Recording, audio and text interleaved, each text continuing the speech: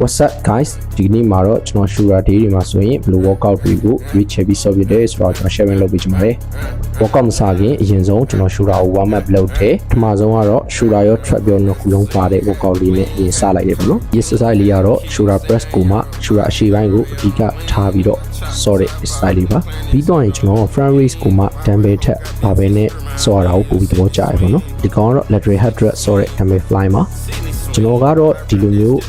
lateral raise ပေါ့နော်တစ်ဖက်ချင်းသွားတာကိုကျွန်တော်ပို့ပြီးတော့သဘောကျတယ်ပေါ့နော်